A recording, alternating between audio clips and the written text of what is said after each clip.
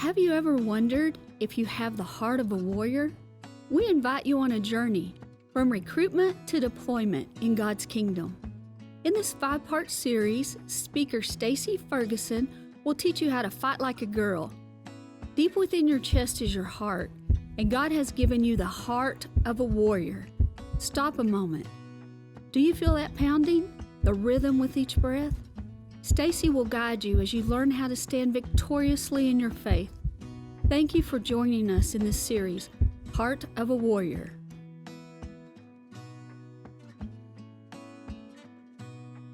So often when we think of warriors, we think of this incredibly strong individual that steps forward and moves with a deep confidence. They appear to have a strength that's somehow supernatural and something to be desired. They're able to stand victorious over any battle that they take on. We see them as larger than life individuals, and their skin, the scars on their skin, can tell us stories. They have this quiet strength that has a security and a fearless boldness. As women, we often try to take our stand on our own. We fall deep into an independent mindset and we tackle everything on our own. Everything that's thrown at us, we step forward and we do it by ourselves. We are the glue that keeps everything together. We wake up each morning and we wake up each morning to make sure our families and jobs function, and we do all that we possibly can with every ounce of strength we can muster by ourselves. We try to serve God, we try to rely on Him, we try to praise Him, we try to worship Him, and we try to do it on our own, but we get lost in the, I can do more. I can be stronger. I can do this all by myself. I have to. Otherwise, I'm just weak. We get trapped in this independent mindset, and we often forget that warriors rarely, if ever, defeat the enemy by themselves. Ruth is not someone I would have ever included in the Heart of a Warrior series, but God made sure that I was going to study her and that I needed to study her. I didn't want to. I don't like Ruth. Well, I do now, but I didn't then. I didn't want to even read her story. You see, I saw her as this woman who was codependent and needy and clingy, and she could not do life by herself. I was trapped in that independent mindset. She wanted and needed somebody, and she knew that that was important, but I had had a really negative reaction to her. And then, our society portrays her story as a love story, which I am married, and I love my husband dearly, but it really bothered me that we took a quote out of Ruth chapter 1 that she says to her mother-in-law, and we put it for our husbands. I felt like we were missing something as a society, so I didn't want to study her. I made a quick judgment, made a fast judgment about her, and warrior was not something I would have ever put on Ruth or Naomi. It was not something that I would have described her with, and I wouldn't have described her as loyal or strong. So imagine my rebellion when God took her name and stitched it on my heart. I remember that moment really clearly. I was talking to Bernie, and we're walking to the soccer fields, and I'm explaining Ruth and Naomi and their whole story, and I'm really struggling through this because when I'm studying something, I got to talk about it, and I got to go through it, and then I got to go through it again. And so we're walking, and I'm explaining their story, and she looks at me, and she goes, so I'm Naomi. And that moment, God said, Ruth, and He stitched it across my heart. I'm sure the shock on my face was something, because I did not want that name. I did not want that name. But I am forever and humbly grateful that He put her name on my heart. I'd always put myself in Naomi's shoes. I wanted to be independent. I wanted to be the one that was the caretaker. I wanted to protect others. But Ruth's shoes, those are the ones I needed to walk in. So let me introduce you to two warriors. If you will turn with me to Ruth chapter 1, it's right after Judges, and it's right before 1 Samuel. We meet a man here in chapter 1. His name is Elimelech, and his wife and him are going on this journey from the land of Bethlehem to the land of Moab because there's a famine in Bethlehem, and they need to find a place where they can survive. So he takes his 2 sons and his wife Naomi, and they move to Moab. When they get to Moab, his 2 sons find 2 wives, 2 Moabite women that they marry. One is named Orpah and one is named Ruth. And over the course of 10 years, they're there in Moab. Elimelech dies. And then his 2 sons die. And Naomi's left with 2 daughter-in-laws that she needs to take care of. I can just see this really strong woman. She has held this family up and together, and now it's fallen apart. All the men are gone, and she has 2 daughter-in-laws to take care of. And she's not sure what she's going to do, but she's strong. She's very strong. When I think about her, I think about her face and how worn it is from worry and pain. Lips that dare not smile because, man, if she does, something else might fall apart. And eyes, they house a mourning heart, but there's still a sparkle there because she loves God. She's a woman whose faith is the driving force of her life, and God's the one that holds her up. And she knows that back in Bethlehem, there's a place for her. So she decides she's going to take these 2 girls, and they're going to journey back to her home and leave the land of Moab. The 3 of them, they're packing up what they can carry, and the next morning they wake up and they enjoy one last breakfast in their home together. There's a sadness there because these 2 women, Orpah and Ruth, have never left Moab, and they're fixing to leave their home. So they're mentally trying to grasp what that looks like. I can just see them sitting at the table eating, and Naomi gets lost in her thoughts as she watches them. She's wondering if this is what she needs to do. There's a deep ache and unsettledness in her, but this is what she's got to do to protect these girls. She doesn't have any other choice. Are you 2 ready to leave? She asks them. They force a smile on their face and say, yes, ma'am. They walk out of their house for the last time, and they head down that dirt road. The dust from their sandals is hot, and it threatens to fill the air as they walk mile after mile towards Judah. Naomi's alone in her thoughts. I picture it a lot like how I am. I talk to myself a lot, and I'm sure she was asking, what if this is the wrong thing to do? What if we get there and I can't feed them? What if I can't find them husbands? I can't have sons, so I definitely can't get them married off, and they need a husband. They're not going to survive without a husband to take care of them. This is a bad idea. I shouldn't have brought them with me. I'm a liability. I'm too old, and ultimately I'm going to bring them harm because I can't provide for them. I'm sure she asked God, I think I made a mistake. I think they need to go back. They need to go back to their mother's house. If they go back, then they will survive because they will have food and shelter. I can just see her pulling herself out of her thoughts as she hears the 2 girls behind her giggling over a donkey playing in the distance. Verse 8, then Naomi said to her 2 daughters-in-law, go back, each of you, to your mother's home. May the Lord show you kindness as you have shown kindness to your dead husbands and to me. May the Lord grant that each of you will find rest in the home of another husband. See, she wanted to protect them. She was being a warrior for them and trying to simply keep them alive. She was worried about their physical survival. Back then, having a husband is very different than now. Now, we love our husbands. We get married because we love each other and we want to have a home. Back then, it meant survival. Women weren't allowed to do a whole lot. So to have a husband meant, 1, the family name would go on because you would bear children, and 2, you would be provided for. You would have food and a home, and your physical needs would be met. It really was an insurance policy, and they needed a husband to survive. Orpah and Ruth, they're both shocked by what Naomi says. They're shocked by this request, but they're also very aware of what's at stake. Their eyes couldn't hold back emotions, and it wells up, and they weep.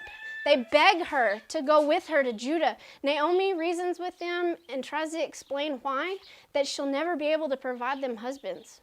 These 2 girls wept.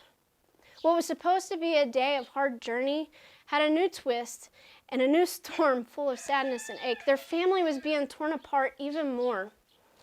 Orpah kisses Naomi goodbye, and she turns and she goes back to Moab. Ruth was a little bit different, though. And this is one of those parts where I would roll my eyes because she's clingy. She clings to Naomi. I don't even know how to roll my eyes, but I would because why does she want to be with her so bad? Naomi's trying to protect her. She's trying desperately to take care of both of these girls because she truly loves them with her whole heart. She's kind of stunned by the rebellion that Ruth gives her, and I'm not sure how she handles it, but I think frustration and fear of not being able to protect her is kind of welling up because in verse 15, this is what Naomi says. Look, said Naomi, your sister-in-law is going back to her people and her gods. Go back with her. But Ruth's not having any of that. Her eyes are deep in thought as she listens to what Naomi says. But she truly loves her and respects her, and she doesn't want to leave her. And the way she responds is absolutely inspiring. Verse 16. But Ruth replied, "Don't urge me to leave you or to turn back from you. Where you go, I will go, and where you stay, I will stay. Your people will be my people, and your God, my God. Where you die, I will die, and there I will be buried. May the Lord deal with me, be it ever so severely, if even death separates you and me." I think in this moment, Naomi knew Ruth was protecting her too. The promise Ruth makes her, it's bold and it's full of security. Naomi's heart had to relax just a little bit as Ruth's words of commitment and stability filled her. I'm sure this woman, who's pretty tough, had a temptation to have a tear sneak down her cheek. She longed to give Ruth all that she deserved and wanted nothing but the absolute best for Ruth and her physical survival. I think that Ruth, when she looked at Naomi, saw a hope even in the brokenness. She saw a future that was filled with God being the thing that tied them together, and ultimately it promised a life of blessing, even in the brokenness, no matter how broken it got and how much already existed. Ruth clung to her because she saw God. She met God through Naomi, and now she wanted more of him. And she knew that if she went with Naomi, that's exactly what she would find, was more of God. These two stay together. They live life together, and eventually the protector, Naomi, becomes the protected. These two are a match made in heaven, and God used them to move the kingdom. You see, Ruth is the great-grandmother of King David. King David also had a friendship that's pretty out of this world. Sorry, there's chickens. David had a friendship that was pretty much out of this world as well. It was a match made in heaven. And I believe that's a family legacy that these two started in this moment here on this dirt road. You see, we need fellow warriors to walk side by side with us. Life is hard, and no matter how hard and how independent we are, we need each other. We need that connection. It's a God-given wiring that each of us has. He created us for relationship and relationship with others along with him. We got to have each other. As we prepare to be deployed to battle, we need to recognize the Ruths and the Naomis in our lives. And we also desperately need to pray that God would mold us into Ruths and Naomis that can walk hand in hand onto the battlefield with each other and for each other. I've talked to a lot of women, and those especially my age say the same thing. Being friends with other females, other girls, is hard, and on some level completely impossible. Women are different, right? I mean, there are some days I feel like 5 different women before noon, and I can't get along with myself, let alone somebody else. We can learn so much, though, from these two and the commitment that they make to each other. We can make a long list of all the do's and don'ts, all the things we need to work on, and all the things we need to look for in other women when we're trying to find friends to walk into battle with. And after 9 long months of studying Ruth and Naomi and walking in Ruth's shoes, it comes down to 2 words: all in, period. We got to start with being all in, period, for loving Jesus and serving him. He's so concerned with our hearts. And if they are focused on him, we will always be right where we're supposed to be. And then he's going to bring us women. And when he brings us those women who are focused on him, we have to be all in, period. Be all in, period, to listening to his voice as he directs you to open up and trust them. The depth won't happen overnight, and it shouldn't. Please hear me. We should not bear our entire hearts right off the bat.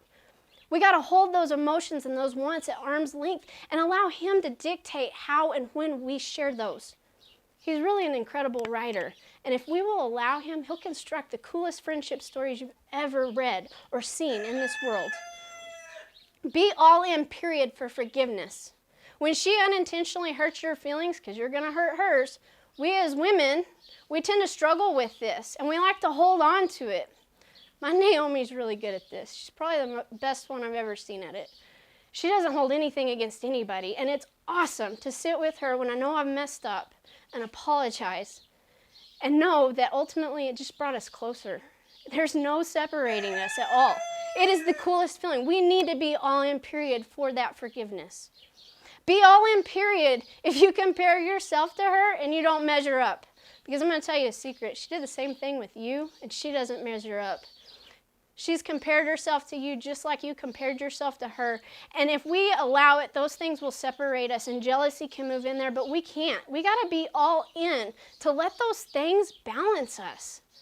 Those differences, those things that we seem to think are better in that other person, they're there to make us stronger together. We got to use those to balance each other out and to grow together and make a better team. He has plans for those differences. Dude.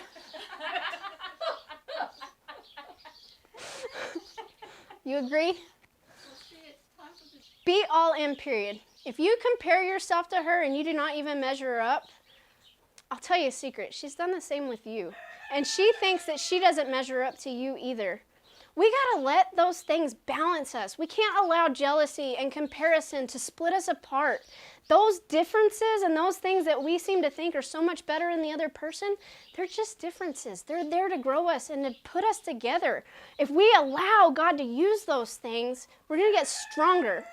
And those things are going to balance out, and we're going to be an unstoppable team. We have got to quit allowing jealousy and comparison to ruin relationships. Be all in, period, with laughter. We got to laugh. It's good for the soul, and it makes fellowship a lot of fun. I'm sure me and my Naomi get a lot of weird looks, especially from our husbands, because we laugh about some pretty dumb stuff. And sometimes I can talk her into some really silly things that just make for good memories. We got to have that. You got to laugh. Be all in, period, if you struggle with depression or anxiety attacks or something along those lines, because, man, I have anxiety attacks, and I have them with my Naomi. And I've found out that I'm not a burden. You're not a burden either. She's all in with you too. And to sit with you and to support you through those things is just that.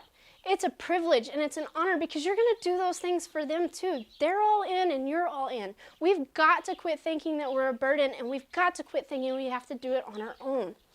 Be all in, period, and love her kids like they're your own. And let her love yours like they're hers. Those kids need that, and if we're being honest, you do too. There is nothing sweeter than an 11-year-old who calls you their bestie and means it. I mean, she means it. It's so awesome. We've got to do that. We've got to have that village. Be all in, period, with a stubborn grace that covers a multitude of sins and quirks and emotions and words and mess-ups and husbands and kids and tears. Life's messy, and we need help walking through that. And we got to have the grace to allow us to be human. Be all in, period, with that stubborn grace that does not keep score. We got to quit keeping score. You take care of her when she needs it and when she doesn't want it, and you allow her to take care of you when you don't want it and when you need it. It's okay to have days where you don't talk and there's lots of tears. Those are good days. Be all in with that grace and don't keep score. Be all in, period, with unconditional love.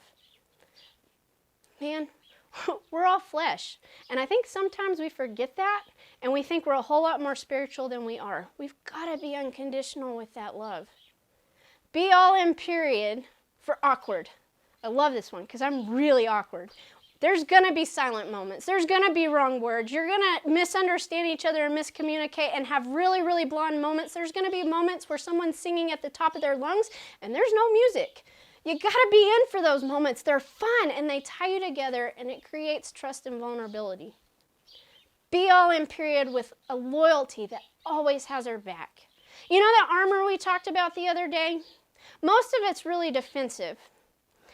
The only offensive tool we have in that armor is the sword, but everything covers the front and we're nice and covered, and when we start really thinking about it, the back is kind of exposed. But when we stand back to back with our Naomi or our Ruth, we're covered all the way around. And we have two of everything. And God is there with us, and it's multiplied, so we are unstoppable. We've got to have each other's back. Ecclesiastes 4:12 says, though one may be overpowered, two can defend themselves. A cord of 3 strands is not easily broken. Ruth got this. She wasn't being clingy. She understood that she needed another strand, that she couldn't do it on her own. Where you go, I will go. Where you stay, I will stay. She was all in, period. No loopholes. Be all in, period, for the sharpening. Proverbs 27:17 says, as iron sharpens iron, so one person sharpens another. Iron sharpening iron implies that there is more than one iron. You've got to have two. One on its own is going to become dull. In order for them to be sharp, they've got to use each other. Each iron needs the other. They balance each other and they push for their sharpness to stay sharp. This means that both are working, not just one. You got to be all in. There's giving and receiving. When sharpening is involved, often it's not peaceful either. It's going to be hard and it's going to hurt and there's going to be moments you want out. But we've got to continue that sharpening. It's good for you because it makes us stronger. True bone deep Ruth and Naomi friendship should do this, and they will have moments of hard, but the end result is two warriors side by side or back to back walking into battle, and they're ready for victory.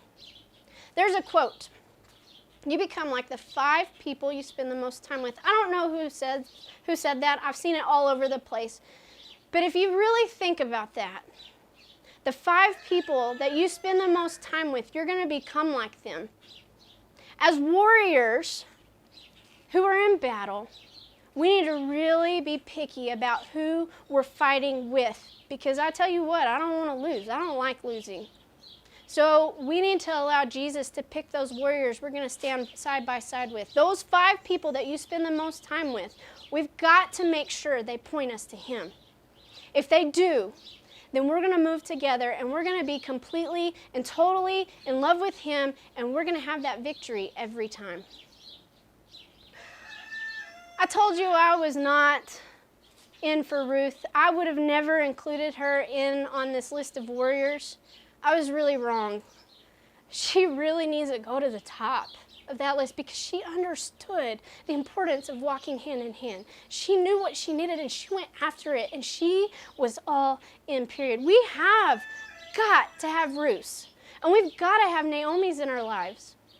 Women who are going to stand up and fight for us. And women, we can stand up and fight for us, for faith, for God. We've got to move together because we need to see Him more. We can't do this alone. Today's the day. Right now, you have marching orders. And it's time to go back and step back into the battlefield. Focus on Jesus.